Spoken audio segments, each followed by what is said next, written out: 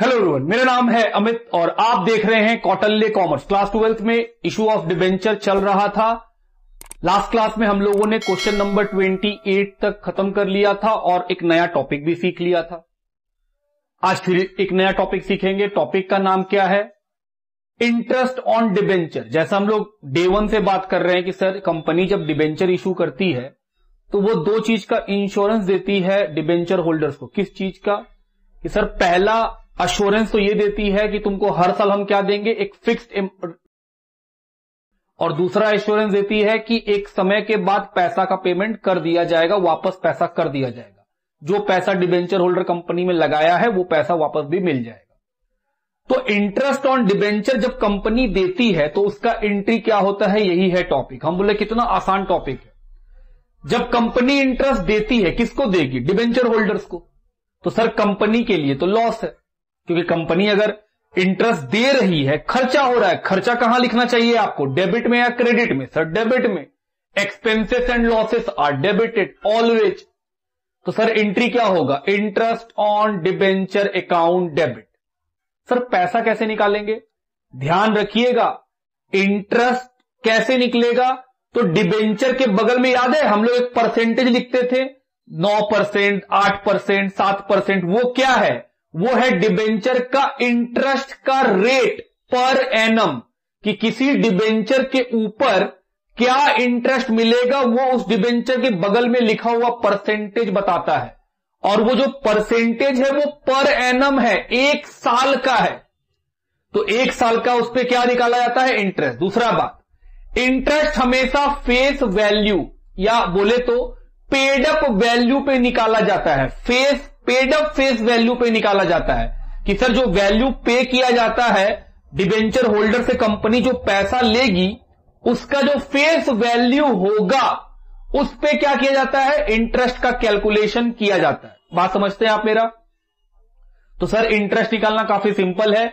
Debenture के बगल में जो रेट हम लोग लिखते थे वही उसका इंटरेस्ट का रेट है, जो एक साल का रेट बताता है। मतलब वो इंटरेस्ट का रेट अगर कहीं लिखा हुआ है 8%, तो सर उसका मतलब होता है 8% पर एनम। एक साल में कंपनी आपको 8% देगी। दूसरा बात सिखाएं कि सर डिबेंचर का इंटरेस्ट किस अमाउंट पे निकाला जाएगा? Paid up face value of debenture. जो डिबेंचर का पेड अप फेस वैल्यू होगा उस पे निकाला जाएगा। इस पे हम चर्चा भी करेंगे बाद में। तो ये होगा हम लोगों का कैलकुलेशन का बात। अब आते हैं एंट्री पे। तो एंट्री क्या हुआ? Interest on debenture account debit, खर्चा डेबिट होता है। टू किसको देना है? डिबेंचर होल्डर्स को। To debenture holders. अब होता क्या है, जब कंपनी डिबेंचर होल्डर्स को इंटरेस्ट देती है तो डिबेंचर होल्डर के लिए वो इंटरेस्ट क्या है? इनकम, क्योंकि उसको रिसीव होगा तो उसके तो इनकम है। कंपनी के लिए वो क्या है? एक्सपेंस। तो टैक्स का एक रूल है जो गवर्नमेंट में बना के रखा है कि जब कंपनी अपने डिबेंचर होल्डर्स को इंटरेस्ट देगा तो उस पे टैक्स का पैसा काटने के बाद डिबेंचर होल्डर को देगा।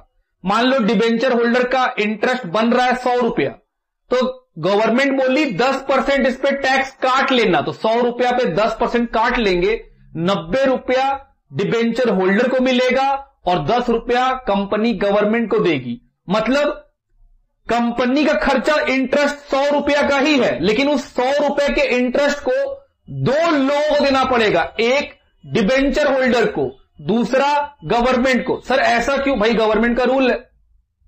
गवर्नमेंट बोल रही है कि जो एक्सपेंस कंपनी के लिए है वो तो डिबेंचर होल्डर के लिए इनकम है, और अगर उसके लिए वो इनकम है तो उस इनकम पे उसको क्या देना पड़ेगा? टैक्स। तो सर अगर उसको टैक्स देना है तो वो खुद कंपनी से पूरा इंटरेस्ट का पैसा ले ले और उसके बाद वो इंटरेस्ट पे करते रहे।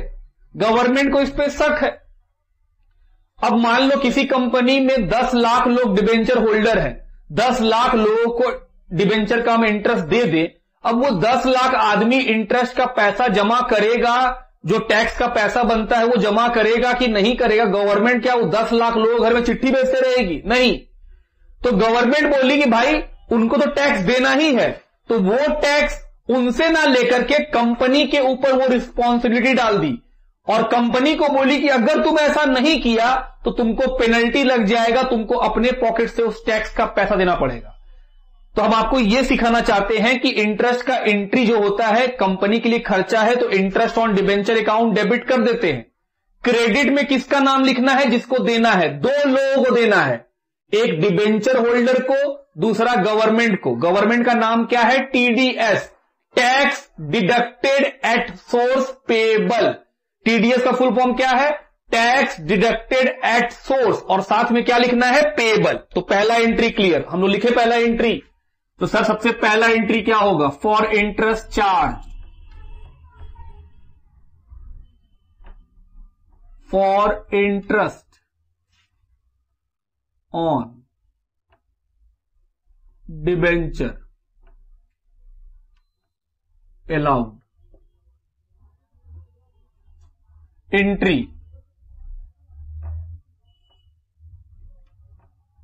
Interest on debenture,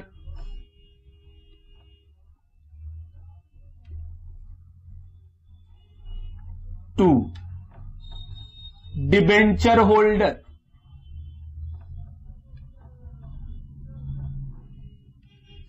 to TDS payable. Sir interest कैसे निकालेंगे? हम बोले तो बहुत सिंपल है। इंटरेस्ट निकालने का तरीका रेट बताएगा, इनटू कर देंगे जो face value, paid up face value है उससे, तो निकल जाएगा हम लोग का डिबेंचर का इंटरेस्ट। टू डिबेंचर होल्डर और टू टीडीएस। टीडीएस कैसे निकालेंगे? हम बोले टीडीएस का रेट क्वेश्चन बताएगा। क्वेश्चन आपको बोलेगा 10% का टैक्स काटना है, तो जो इंटरेस्ट का पैसा होगा उस पे टीडीएस का रेट मल्टीप्लाई कीजिएगा तो आपको क्या मिल जाएगा? Tax payable. यहां पे लिख देते हैं कि सर जो इंटरेस्ट का पैसा होगा उसको मल्टीप्लाई कीजिएगा टीडीएस के रेट से। इंटरेस्ट ऑन डिबेंचर तो शुरू में ही निकाल चुके हैं, इंटरेस्ट और टीडीएस का रेट मल्टीप्लाई करेंगे तो टीडीएस पेएबल निकल जाएगा। तो डिबेंचर होल्डर का पैसा कैसे निकलेगा? बैलेंसिंग फिगर से, being interest on debenture allowed. पहला एंट्री ये होगा, interest on debenture.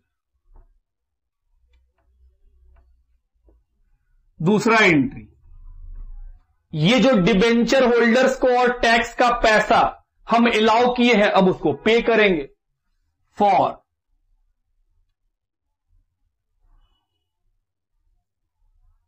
Payment to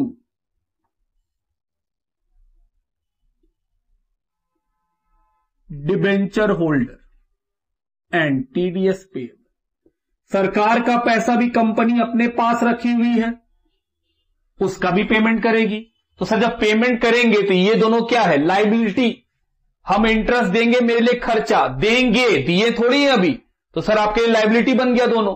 अब हम पेमेंट कर देंगे तो एंट्री क्या होगा? सर ये दोनों लायबिलिटी जो क्रेडिट था वो डेबिट हो जाएगा।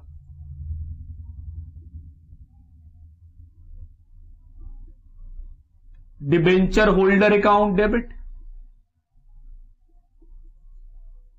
टीडीएस पेएबल अकाउंट डेबिट, कि सर दोनों को एक साथ ही पे कर दो, झमेला खत्म। To bank,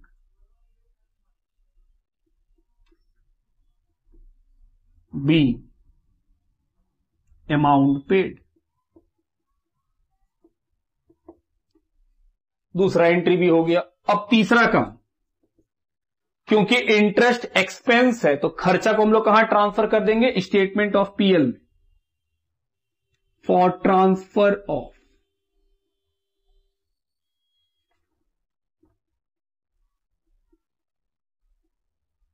interest on debenture.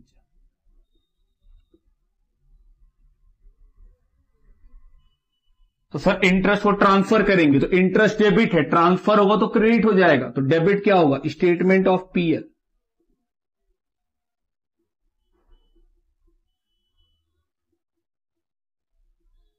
To interest on debenture. ये एंट्री कब होता है? At year end. ये एंट्री हम लोग ईयर के एंड में करते हैं कि सर जो खर्चा है वो पीएल में ट्रांसफर हो जाएगा।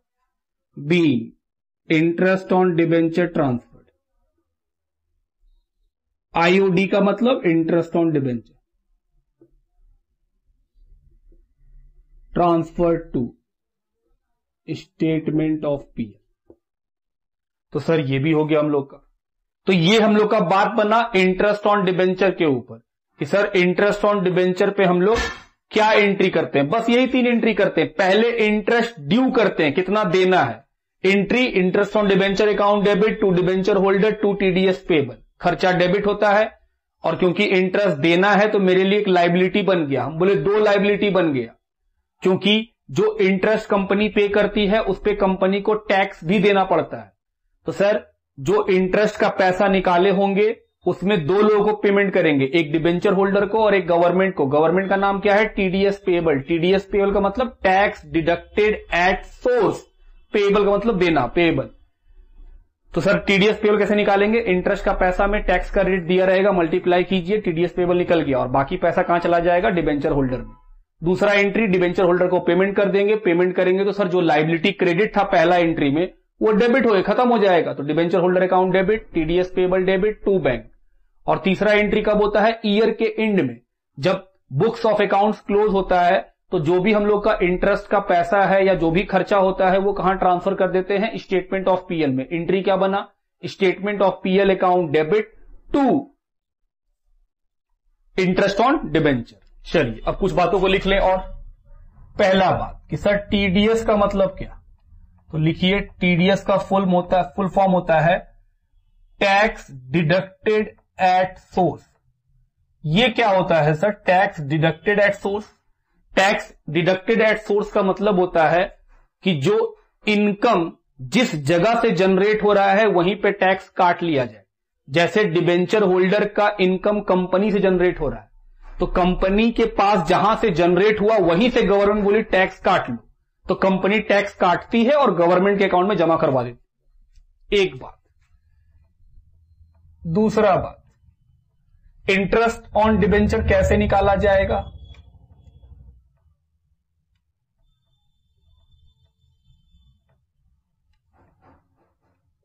इंटरेस्ट ऑन डिबेंचर निकलता है rate of interest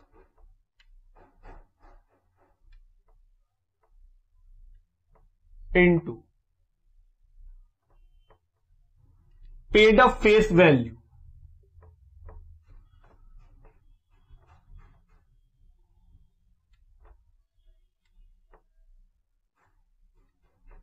paid up face value of debenture. Sir इसका मतलब क्या? फेस वैल्यू, आप फिलहाल ये समझो कि फेस वैल्यू पे निकलता है। पेड अप फेस वैल्यू आप फिर क्यों लिखे? पेड अप फेस वैल्यू इसलिए लिखे हैं कि आप बात को समझिएगा। मान लीजिए डिबेंचर का पैसा अप्लीकेशन, अलॉटमेंट और फाइनल कॉल, यहां पे मांगते हैं 30, यहां मांगते हैं 40, यहां मांगते हैं 30। कंपनी अप्लीकेशन का पैसा मांगी, अलॉटमेंट का पैसा मांगी और फाइनल कॉल का पैसा अभी तक नहीं मांगी। जनरली ऐसा नहीं होता डिबेंचर में, लेकिन फिर भी थ्योरेटिकली तो क्वेश्चन बन ही सकता है। तो हम बोले सर कंपनी अगर 70 रुपया मांगी है तो क्या वो इंटरेस्ट 100 रुपया पे देगी? हम बोले ऑफ कोर्स नॉट, 100 पे थोड़ी देगी फिर वो, क्योंकि वो 70 रुपया का फेस वैल्यू ली है तो वो 70 रुपया पे ही क्या देगी? इंटरेस्ट। इसलिए वहां लिखे हैं पेड अप फेस वैल्यू। जो वैल्यू डिबेंचर होल्डर कंपनी के अंदर पे किया है उसका फेस वैल्यू लेना है और उस पर क्या निकालना है आपको? इंटरेस्ट। ये बात भी क्लियर हो गया आपका? चलिए ये भी खत्म, इसको मिटा दिया जाए, ये भी समझा ही दिए आपको हम।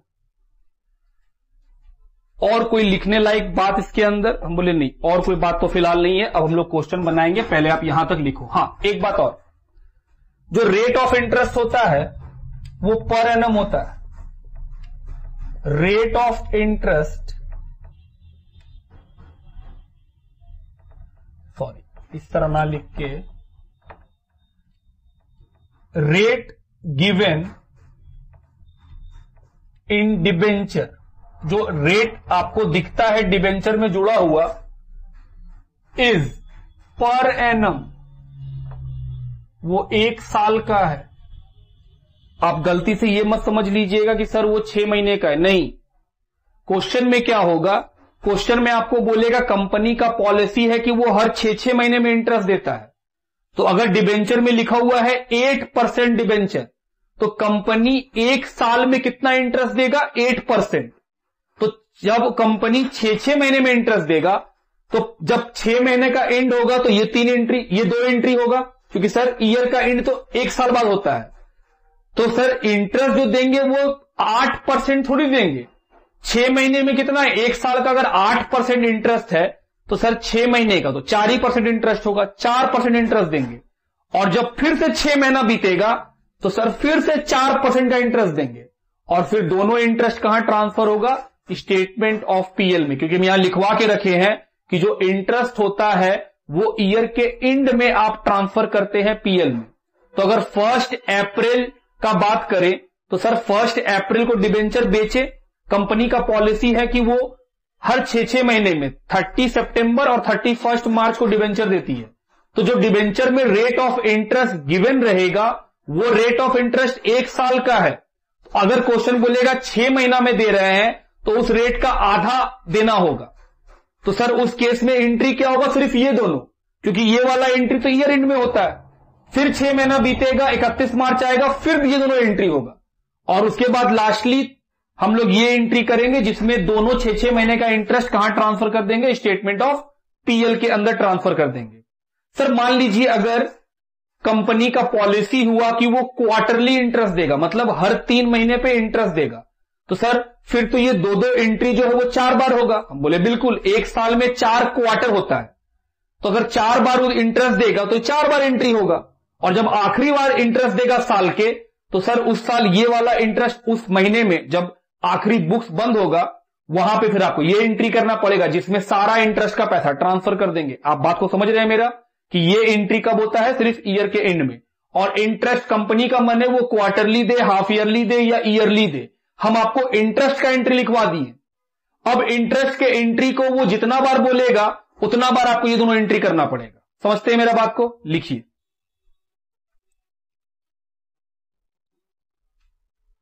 आइए, एक क्वेश्चन दिया हुआ है इसके ऊपर, क्वेश्चन का नंबर है 29। लिखा है on 1 April 2015 KK limited issued 509% debenture of ₹500 each at a discount of 4%। KK limited ने 500 डिबेंचर 9% वाला, 9% क्या है, इंटरेस्ट का रेट, 500 रुपया जिसका फेस वैल्यू है 4% डिस्काउंट पे इशू किया। तो सर इशू का एंट्री हम लोग जानते हैं। Redeemable at a premium of 5% after 3 year, बोल रहा है इसका रिडम्पशन 3 सालों के बाद 5% पे किया जाएगा। तो सर भविष्य में भी नुकसान है, तो क्या हम आपको भविष्य वाला एंट्री भी सिखा दिए हैं जी। Pass the necessary journal entry for the year ended 31 March 2016 assuming that interest is payable on 30th September and 31st March। बोल रहा है एंट्री कीजिए ये मानते हुए कि इंटरेस्ट का पेमेंट 30 सितंबर और 31 मार्च को होता है, मतलब 6 महीने में। 1 अप्रैल में हम डिबेंचर बेचे, इंटरेस्ट कब देना है, 30 सितंबर को, तो सर 6 महीने के बाद। तो सर जो 9% है वो तो 1 साल का, हम बोले हां, लेकिन यहां तो बोला है कि आपको 6 महीना में देना है। तो अभी तो सिखाए थे कि अगर 6 महीना में बोलेगा तो जो रेट होगा उसको आधा कर दीजिएगा। क्वार्टरली होता तो 4 से रेट को डिवाइड करते, हम बोलते सर ये रेट है। सर मान लीजिए मंथली होता, 12 से रेट को डिवाइड कर देते, आपको रेट मिल जाता मंथली का। तो हम बोले ठीक है सर, 6 महीना में देना है तो 9% को अगर 6 महीना में देंगे तो 4.5%, फिर 4.5%। हम बोले correct. And the rate of tax deducted at source is 10%। और बोल रहा है टैक्स जो कटेगा वो कितना कटेगा, 10%। हम बोले ओके। सर जो टैक्स कटेगा वो भी 5%, 5%। हम बोले अरे नहीं भैया, टैक्स तो इंटरेस्ट पे लगता है, वो कोई टाइम पे थोड़ी लगता है। जब इंटरेस्ट दीजिएगा और जितना इंटरेस्ट दीजिएगा उसका 10%। लेकिन इंटरेस्ट ऑन डिबेंचर, डिबेंचर पे इंटरेस्ट तो समय के हिसाब से मिलता है, टैक्स समय के हिसाब से लगता है। गवर्नमेंट थोड़ी बोलती है कि तुम भाई जब 1 साल तक कमाओगे तब टैक्स दोगे। कोई आदमी अगर 2 महीना में भी कमाएगा और गवर्नमेंट के रूल के अंदर वो आ जाएगा तो वो टैक्स देना पड़ेगा। तो टैक्स कोई ईयरली वाइज नहीं हो रहा है कि सर 6 महीना में इंटरेस्ट मिलेगा तो 5% यहां देंगे 5% वहां देंगे, नहीं, जो रेट है उसको सिंपली इंटरेस्ट से मल्टीप्लाई कीजिए, आपको टैक्स का पैसा मिल जाएगा। आगे बढ़िए, फिर लिखा है the company closes its books on 31 March every year. Company अपना बुक्स कब बंद करती है? 31 मार्च को। और यह सवाल सीबीएसई 2017 में आया हुआ है। आइए शुरू करें। सबसे पहला एंट्री 1 अप्रैल 15, किस चीज का? डिबेंचर बेचने का। और डिबेंचर किसमें बेच रहे हैं? डिस्काउंट में। तो सर एंट्री होगा bank account debit 2 9% debenture application and allotment. क्योंकि एक ही बार में सारा पैसा मांग रहा है तो हम लोग जानते हैं कि सर एक ही बार में जब मांगता है तो अप्लीकेशन अलॉटमेंट जोड़ देते हैं। कितना डिबेंचर बेचे हैं? 500 पीस। सर फेस वैल्यू है 500, लेकिन डिस्काउंट में बेचे हैं 4% का, तो सर 480 रुपए में बेचे हैं। 500 रुपया का 4% निकालिएगा तो 20 रुपीज आएगा। तो 20 रुपया का डिस्काउंट दिए, तो 500 में अगर 20 रुपया का डिस्काउंट दिए कितने में बेचे हैं? 480 में। आओ मल्टीप्लाई करें 480 इंटू 500, 2,40,000।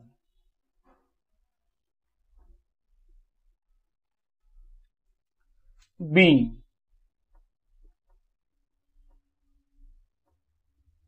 Application money receive.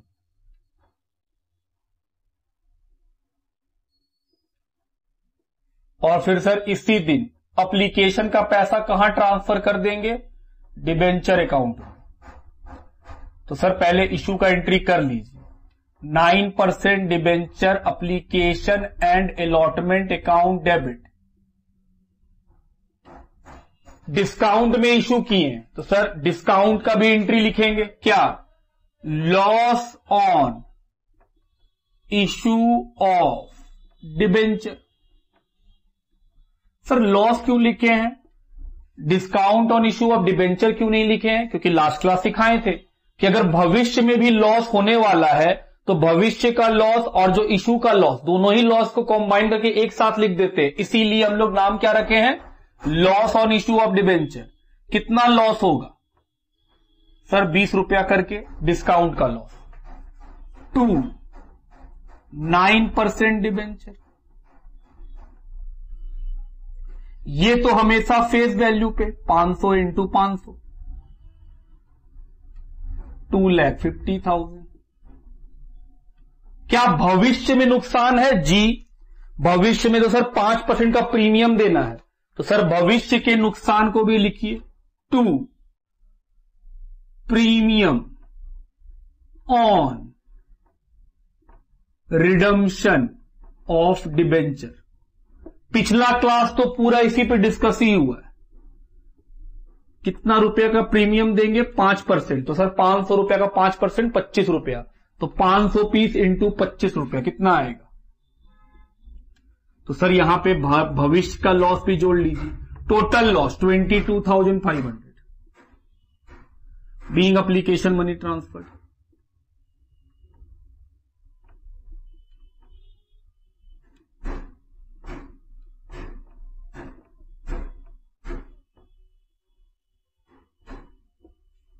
अब क्या करेंगे सर? अब क्या, इशू तो हो चुका। अब हम लोग को क्या करना है? सर 6 महीना बीतेगा 30 सितंबर को 2015। इंटरेस्ट का एंट्री, इंटरेस्ट का एंट्री कितना होगा? 2 ठो। पहला क्या? Interest on debenture debit, interest on debenture debit. 2 debenture holder,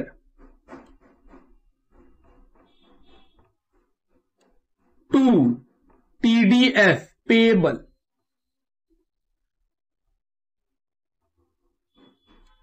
B interest on debenture allowed. पैसा निकालते हैं। इंटरेस्ट कैसे निकलेगा? सर जो रेट दिया हुआ है, रेट है 9%, लेकिन वो तो सर 1 साल का है। क्या हम लोग इंटरेस्ट एक साल बाद दे रहे हैं? ना ना, डिबेंचर बेचे हैं 1 अप्रैल, पहला इंटरेस्ट दे रहे हैं 30 सितंबर को, तो सर 6 महीना तो बीता है। तो अगर 6 महीना बीता है तो सर इंटरेस्ट का जो रेट होगा वो कितना होगा? 4.5%। किस पे लगेगा? Face value. फेस वैल्यू कितना है? 2,50,000। ओ 2,50,000 जी। 9% जो लगा हुआ है वो उसका रेट ऑफ इंटरेस्ट है, लेकिन वो तो एक साल में देते हैं, तो अगर हम 6 महीना में देंगे तो 4.5%। सर अगर 3-3 महीना में देते तो फिर हम 9 को डिवाइड करते 4 से पहले, क्योंकि एक साल में कितना बार देते हैं हम? 4 बार, तो 2.25% देते हर 3-3 महीना के ऊपर। बात समझ रहे हैं आप मेरा? चलिए निकाला जाए, 2,50,000 इंटू 4.5%, 11,250। और हम लोग सिखाए थे कि टीडीएस किस पे निकलता है? इंटरेस्ट पे। टीडीएस तो है 10% का, तो 1125।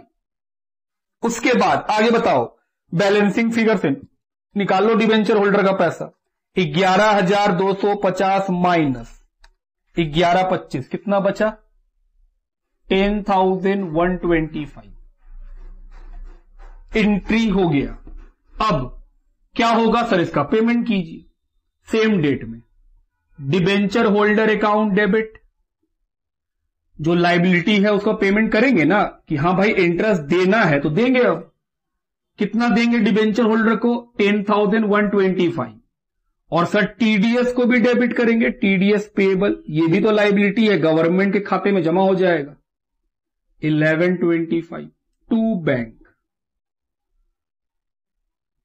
11,250 being amount paid।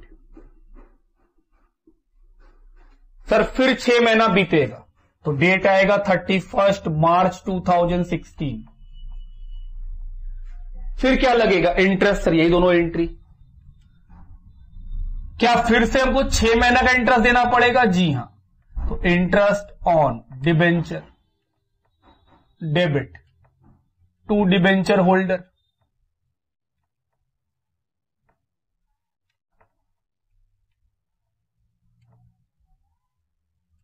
To TDS payable.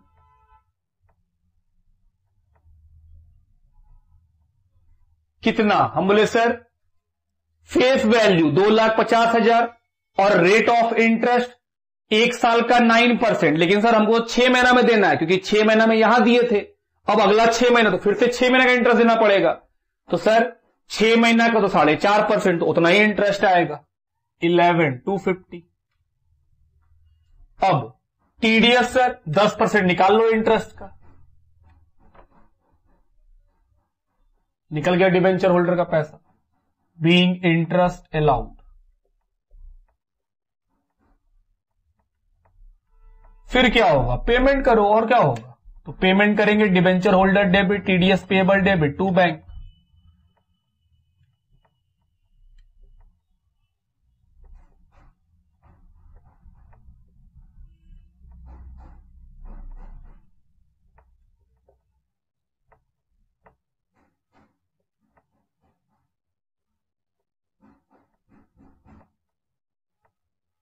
$11,250।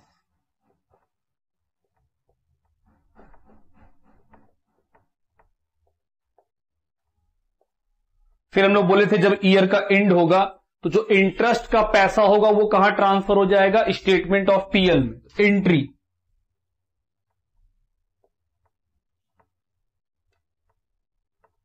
Statement of PL account debit to interest on debenture. Interest on debenture एक साल खत्म हुआ है तो कितना बार इंटरेस्ट दिए? 2 बार, 11,250, 11,250। तो सर दोनों को जोड़ लीजिए, कितना आया? 22,500। 22,500 रुपए का इंटरेस्ट एक साल पे दिए। और अगर आप ध्यान से कैलकुलेट करेंगे तो 2,50,000 का 9% कितना आता है एक साल में? 22,500। तो कंपनी एक साल में 9% देती है, वही दी है, बस वो 6 महीना करके दी है, और कोई बात नहीं, बस काम बढ़ाई है। तो सर ये तो हो गया। हम बोले हाँ, 22,500। बी, इंटरेस्ट ऑन डिबेंचर,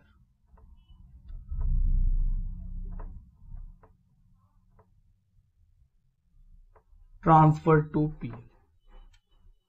और कोई एंट्री? हमने सर एक लॉस है, loss on issue of debenture 22,500। क्या करना चाहिए? इसको भी पीएल में ट्रांसफर करना चाहिए। आइए कर दे।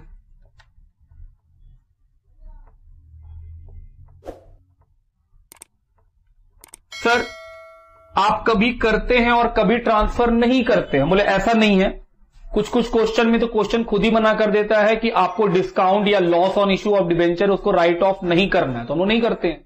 लेकिन अगर कुछ क्वेश्चन में कुछ ना बोले तो बुक ऐसा प्रिजम्पशन लेता है कि राइट ऑफ कर देना चाहिए। तो ठीक है, बुक का बात हम लोग ही मान लेते हैं, कोई दिक्कत थोड़ी है कि सर इसको राइट ऑफ करना है। और जिन क्वेश्चनों में हम नहीं कर रहे हैं उसमें क्वेश्चन कुछ नहीं बोला है, इसीलिए।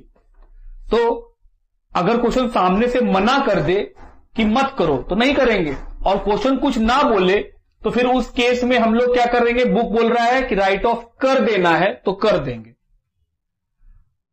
2, लॉस ऑन इश्यू,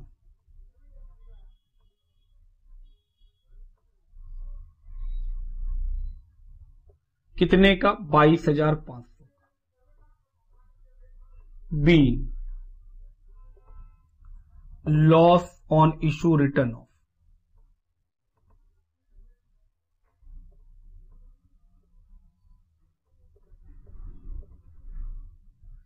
क्या और कुछ होगा? नहीं, अब कुछ नहीं होगा। ये हुआ हम लोग क्वेश्चन नंबर 29 का सॉल्यूशन। लिखिए।